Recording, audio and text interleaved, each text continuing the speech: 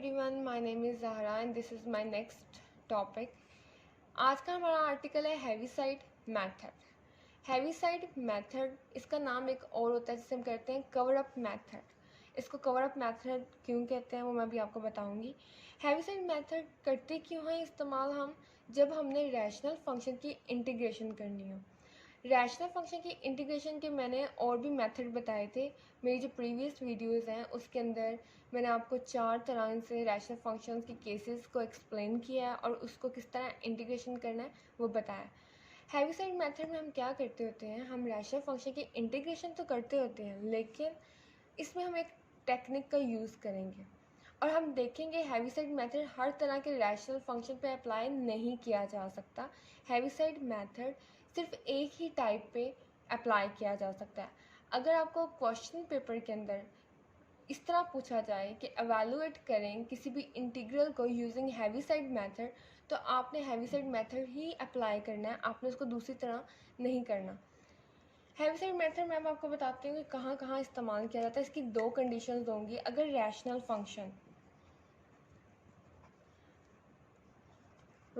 Function इस तरह हो कि एफ ऑफ एक्स अगर हम करें ओवर जी ऑफ एक्स करें, तो एफ ऑफ एक्स की डिग्री, एफ ऑफ एक्स यहाँ पे कोई पॉलिनोमियल है, तो एफ एक्स की डिग्री जी एक्स की डिग्री से लेस होनी चाहिए। अगर हमारे पास एफ एक्स और जी एक्स कोई पॉलिनोमियल्स हैं और ये एक रैशनल फंक्शन की मैंने फॉर्म यहाँ पे लिखी है, पी जैसे हम पी बाई क्यू की फॉर्म लिखते हैं, तो यहाँ पे क्योंकि पॉलिनोमियल्स हैं तो रैशनल फंक्शन बनेगा। तो एफ एक्स और जी एक्स कोई पॉलिनोमियल्स हैं और एफ एक्स की अगर डिग्री लेस हो जी एक्स की डिग्री से, तो फिर हम इसके ऊपर हेविसाइड मेथड अप्लाई कर सकते हैं। पहली कंडीशन ये होनी चाहिए। दूसरी कंडीशन क्या होनी चाहिए, जी एक्स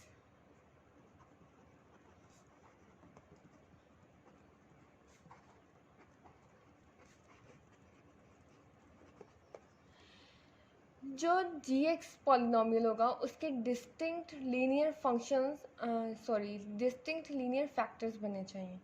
डिस्टिंक्ट लीनियर फैक्टर्स मैंने आप लोगों को बताया था किस तरह होते हैं। जैसे कि अगर मैं कह दूं कि जी एक्स है x-1, x+2, x+4, तो यहाँ पे ये एक डिस्टिंक्ट लीनियर फैक्टर बना रहे हैं। इनकी पावर्स क्या हैं, 1, और यहाँ पे ये सारे अलग अलग फैक्टर्स में लिखे जा रहे हैं, तो हम ऐसे फॉर्म को डिस्टिंक्ट लीनियर फैक्टर्स की फॉर्म कहते हैं। अगर आपके पास रैशनल फंक्शन इस तरह हो कि जो पॉलिनोमियल हो एफ एक्स, उसकी डिग्री लेस हो जी एक्स से और जी एक्स के डिस्टिंक्ट लीनियर फैक्टर्स बने, तभी आप उसके ऊपर हेविसाइड मेथड अप्लाई कर सकते हैं। अभी मैं आप लोगों को सिर्फ इतना बताऊंगी कि हेविसाइड मेथड होता क्या है, फिर हम उससे रिलेटेड एक क्वेश्चन करेंगे। सबसे पहले हम करते हैं हेविसाइड मेथड कि हेविसाइड मेथड का अगर आपको फॉर्म आ जाए तो आपने किस तरह उसको सॉल्व करना है।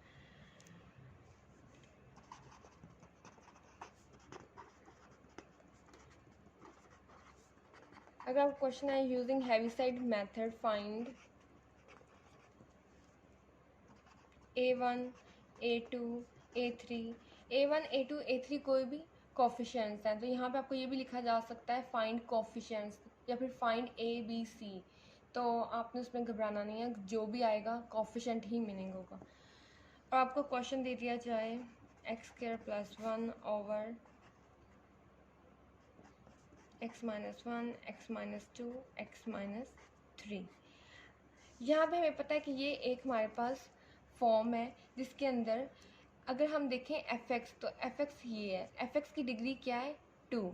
अगर हम जी एक्स की बात करें, अगर मैं इन सब फैक्टर्स को आपस में मल्टीप्लाई करवा दूँ तो यहाँ पे पॉलिनोमियल की डिग्री 3 बनेगी। तो एफ एक्स की डिग्री 2 है, जी एक्स की डिग्री 3 है, तो एफ एक्स की डिग्री जी एक्स की डिग्री से कम है। हमारे पहली कंडीशन यहाँ पे सेटिस्फाई हो रही है। अब सेकेंड कंडीशन देखते हैं सेटिस्फाई हो रही है कि नहीं। तो अगर हम देखें जी एक्स में लीनियर फैक्टर्स भी हैं और डिस्टिंक्ट हैं, सारे डिफरेंट हैं, एक दूसरे के जैसे नहीं है, सेम नहीं है, तो फिर हमें ये कह सकते हैं कि इसकी सेकंड कंडीशन भी फुलफिल हो रही है।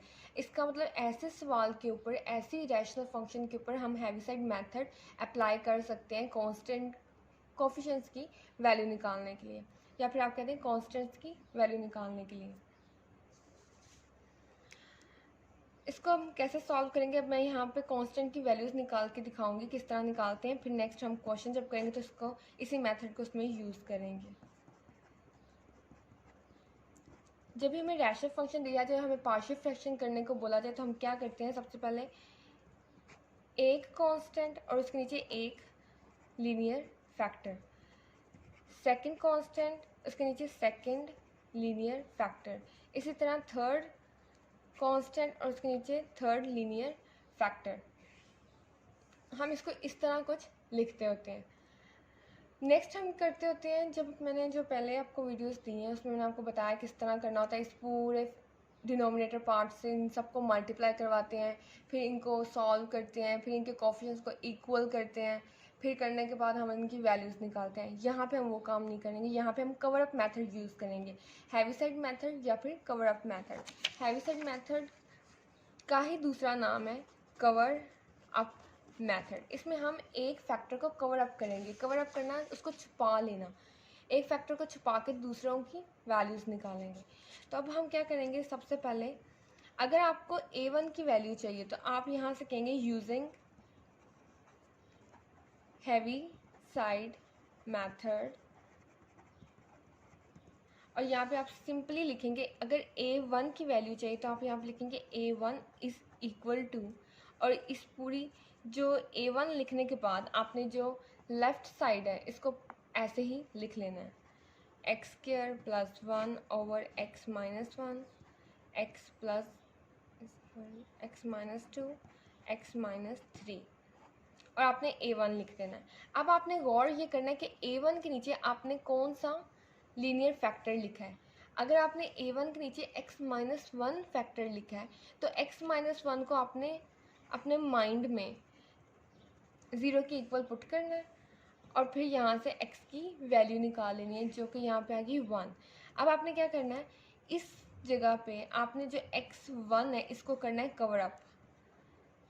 कवर अप का मतलब क्या होता है, इसको आपने छुपा लेना है, इसको आपने यहाँ पे ख़त्म कर देना है। अब आपने इसको यूज़ नहीं करना। अब आपने सेकंड स्टेप पे क्या करना है, a1 is equal to x square plus 1 over x minus 2 x minus 3। मैं दोबारा से रिपीट करती हूँ कि मैंने क्या किया है। a1, अगर हमने a1 की वैल्यू निकालनी है तो आपने a1 को इक्वल रखना है इस पूरी टर्म के, और a1 के नीचे जो भी फैक्टर है उसको कवर अप कर देना है और बाकी सारी चीज़ें वैसे ही लिख देनी है। अब आपने नेक्स्ट क्या करना है, जो भी फैक्टर था उसको 0 के इक्वल करके x की वैल्यू निकाल ली। अब इस x की वैल्यू आपने यहाँ पे पुट कर देनी है, तो put x is equal to 1। जब आप x इज़ इक्वल टू 1 यहाँ पे पुट करेंगे तो जहाँ जहाँ x होगा आप उसकी जगह 1 पुट कर देंगे और इसको सॉल्व करेंगे। 1 का स्क्वायर 1 ही होता है, प्लस 1, तो यहाँ पे आ जाएगा 2 ओवर 1 माइनस 2, तो इसका आंसर होगा -1। 1 माइनस 3, इसका आंसर आ जाएगा -2, तो -1 इंटू -2। माइनस के साथ जब माइनस मल्टीप्लाई होता है तो हम प्लस कर देते होते हैं, तो 2 ओवर 2, 2 से 2 कैंसिल आउट, आंसर आ गया 1। इसका मतलब हमारे पास a1 जो था उसकी वैल्यू आ गई 1। तो ये बहुत ही इजी वे है अगर आपने कांस्टेंट की या फिर कोएफिशिएंट्स की वैल्यूज़ निकालनी है जो अनडिटरमाइंड होंगे। तो यहाँ पे इजीली हमने a1 की वैल्यू निकाल ली। इसी तरह हम a2 a3 की वैल्यूज़ निकालेंगे।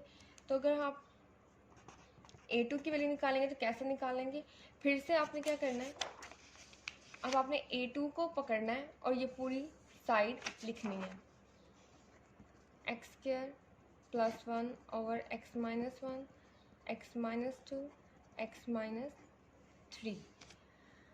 जैसे हमने a1 के लिए किया था वैसे हम a2 के नीचे देखेंगे कौन सा फैक्टर है, x माइनस 2 है। तो अब आप a2 की वैल्यू फाइंड आउट करने के लिए x माइनस 2 को कवर अप करेंगे। अब हम इसको कवर अप कर देंगे और बाकी वैसे ही लिख देंगे। अब मैंने बताया था आपको कि जिसको भी आप कवर अप करेंगे उसको आपने 0 के इक्वल रखना है और वहाँ से x की एक वैल्यू निकाल लेनी है। जो भी x की वैल्यू आएगी इधर आपने उसको पुट कर देना है। जब हम इसको इधर पुट करेंगे तो हमारे पास आंसर आएगा 2 square plus 1 over 2 minus 1 2 minus 3 2 square 4 4 plus 1 5 over 2 minus 1 1 2 minus 3 minus 1 1 into minus 1 5 over minus 1 which is equal to minus 5। तो a2 की हमारे पास वैल्यू आ गई -5। तो हम यहाँ पर लिख सकते हैं कि a2 हमारे पास क्या आ गया -5। अब हमारे पास वैल्यू रहेगी a3 की। a3 के लिए भी हमने वही करना है जैसे हम a1 और a2 निकाल रहे थे। ये मेथड बहुत ही आसान है, लेकिन ये मेथड हर रैशनल फंक्शन के ऊपर अप्लाई नहीं करना। a3 की वैल्यू निकालेंगे तो a3 इक्वल टू कर देंगे इस पूरी टर्म के, तो हमारे पास आ जाएगा x square plus 1 over x minus 2 x minus 1 x minus 3। अब a3 के नीचे आप देखेंगे फैक्टर कौन सा है, x माइनस 3। तो अब आपने a3 को फाइंड आउट करने के लिए x माइनस 3 को कवर अप कर देना है। अब हम इसको कवर अप करेंगे। अब जब हम इसको कवर अप करेंगे तो हमारे पास x square plus 1 over x minus 2 x minus 1 आ जाएगा। एक्स माइनस 3 को कवर अप करने का मतलब क्या हुआ कि x की value x minus 3 is equal to 0 करेंगे और x की वैल्यू आ जाएगी 3। अब 3 वैल्यू इसमें हम पुट करेंगे, 3 का स्क्वायर प्लस 1 3 माइनस 2 3 माइनस 1 3 का square 9 plus 1 1 into 2 10 over 2 which is equal to 5।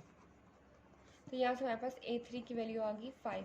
अब हमारे पास जो अननोन टर्म्स थी a1 a2 a3 तीनों की वैल्यूज़ आ गई हैं। अब हम इन सबको लिख सकते हैं कि x square plus 1 over x minus 1 x minus 2 x minus 3 equal to है a1 की हमारे पास वैल्यू क्या है 1 over x minus 1 plus a2 की हमारे पास वैल्यू आई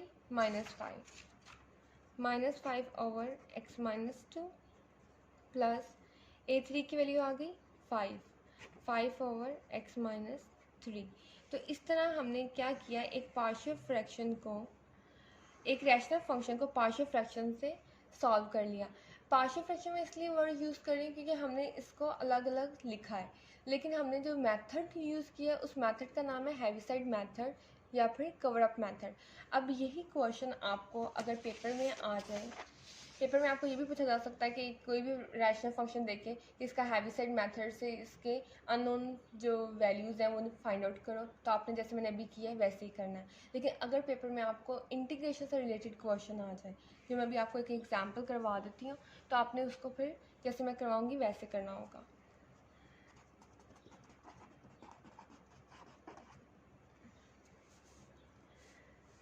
एग्जाम्पल हम करते हैं x plus 4 over x cube plus 3x square minus 10x dx। अब ये अगर आपको एग्जाम्पल आ जाए और कहा जाए कि इंटीग्रेट करें, लेकिन आपने मेथड कौन सा अप्लाई करना है, हैवीसाइड। तो अब आपने अगर हैवीसाइड मेथड अप्लाई करना है तो आपने इसकी इंटीग्रेशन किस तरह करनी है। सबसे पहले तो आपने इसके अंदर ये जो टर्म है इंटीग्रल के अंदर, इसको पकड़ना है, x plus 4 over x cube plus 3x square minus 10x। इसको हम थोड़ा सा सिंप्लीफाई करते हैं, किस तरह, x प्लस 4 ओवर, इस 3 टर्म्स हैं डिनोमिनेटर में, तीनों टर्म्स में x आ रहा है तो हम x कॉमन निकाल लेते हैं, बाकी जो टर्म रहेंगी हम वो वैसे ही लिख देते हैं। अब x square plus 3x minus 10, इसके हम फैक्टर्स बना सकते हैं, किस तरह, x plus 4 over,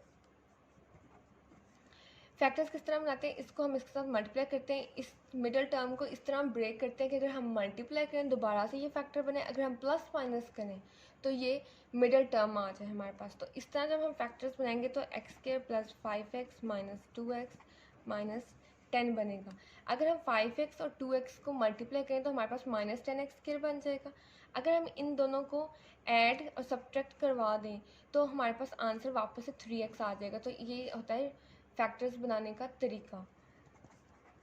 x plus 4 over x into, अब यहाँ से हम क्या करेंगे, x कॉमन लेंगे तो हमारे पास आ जाएगा x into x plus 5 minus 2 into x plus 5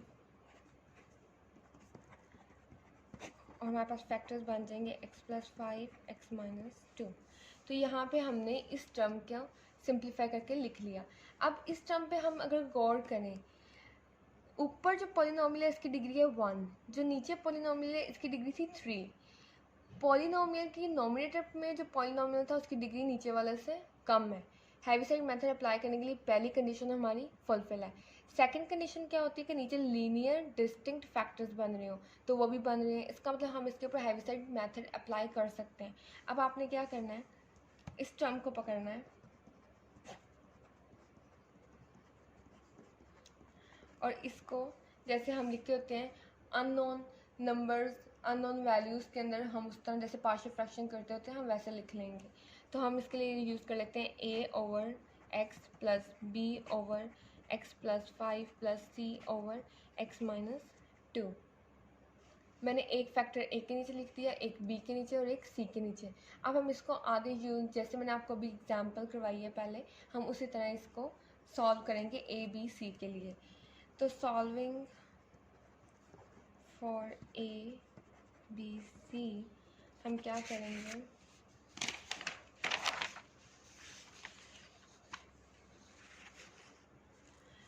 अगर आपने ए के लिए सॉल्व करना है तो हम उसके लिए क्या यूज़ करेंगे, ए इज़ इक्वल टू हमारे पास आ जाएगा इस पूरी टर्म के, तो ये आ जाएगा x+4/x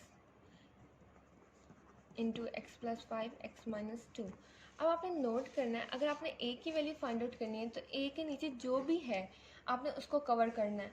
जब हम x को कवर करेंगे यहाँ पे, तो x हमारे पास यहाँ पे हो गया कवर, x ख़त्म हो गया, तो हमारे पास a की वैल्यू आ जाएगी x+4/x+5 x-2।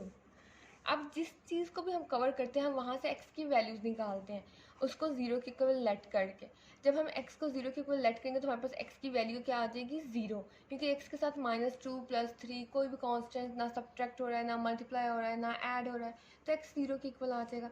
अब आप क्या करेंगे, जहाँ जहाँ x है वहाँ वहाँ ज़ीरो वैल्यू पुट कर देंगे, तो यहाँ पे आ जाएगा 0+4/0+5 0-2 4/5 इंटू -2 4/5 इंटू 2 10 माइनस में, जब हम इसको कैंसिल आउट करेंगे तो हमारे पास आ जाएगा 2/5 माइनस में, तो ये हमारे पास a की वैल्यू आ गई -2/5। नेक्स्ट हम निकालते हैं b की वैल्यू। अब b की वैल्यू निकालने के हम क्या करेंगे, b is equal to x+4 x into x+5 x-2। अब b के नीचे आपने देखना है फैक्टर कौन सा है, x+5। अब आप इसको कवर करेंगे और b की वैल्यू निकालेंगे। जब हम x+5 को कवर कर देंगे तो हमारे पास b आ जाएगा x+4/x इंटू x-2 के इक्वल।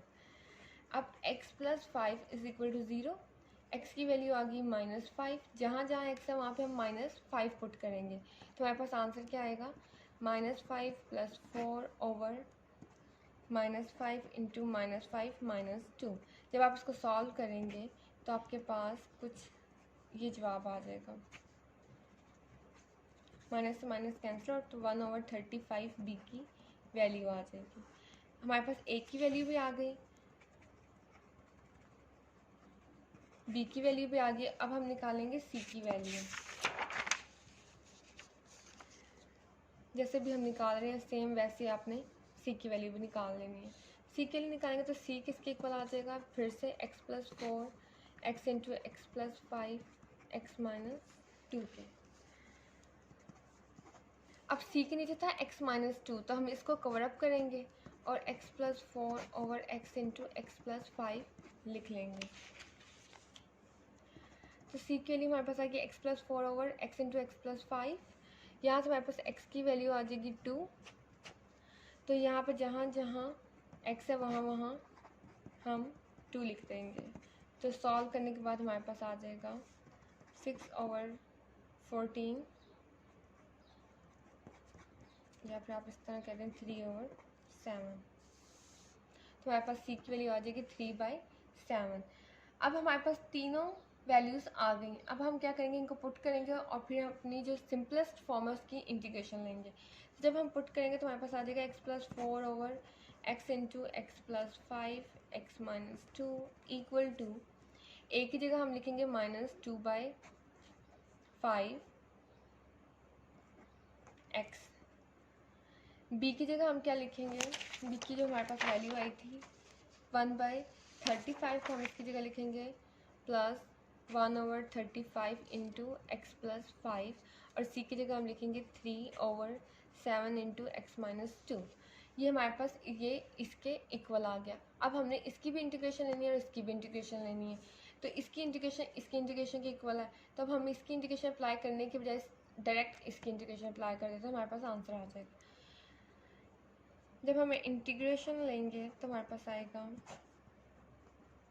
इसको मैं दोबारा से वैसे ही लिख रही हूँ जैसे मल्टीप्लाई करवा के, ये इक्वल आ जाएगा इंटीग्रल -2/5x डिनोमिनेटर में 1/35 x प्लस 5 3/7 x माइनस 2। अलग अलग सबकी इंटीग्रेशन आ जाएगी। -2/5 तो एक कांस्टेंट है, वो बाहर आ जाएगा। जब इंटीग्रेशन 1/x dx की होगी तो वो होगी लॉग की फॉर्म में। सिमिलरली 1/35 कांस्टेंट है, बाहर आ जाएगा, और जब इंटीग्रेशन होगी 1/x प्लस 5 की जो कि लीनियर फैक्टर है तो वो होगी लॉग की फॉर्म में, तो 1/35 लॉग x प्लस 5 आंसर आ जाएगा। और नेक्स्ट हमारे पास इसकी भी जब हम करेंगे तो सेम यही स्टेप पे प्लस सी, क्योंकि सी कोई कांस्टेंट ऑफ इंटीग्रेशन है, तो हमारे पास इसका आंसर आ गया ये वाला। तो ये था आज का हमारा लेक्चर। इसमें मैंने आपको सिर्फ ये बताया कि हेविसाइड मेथड क्या होता है, कवर अप मेथड किसे कहते हैं, और इसको पेपर में हो सकता है इससे रिलेटेड कोई क्वेश्चन आ जाए, क्योंकि ये आर्टिकल आउटलाइन में इन्वॉल्व है। तो आप ये, अगर आपको ये लेक्चर अच्छा लगा तो आप इस वीडियो को लाइक करें और चैनल को सब्सक्राइब करें। Thank you for watching.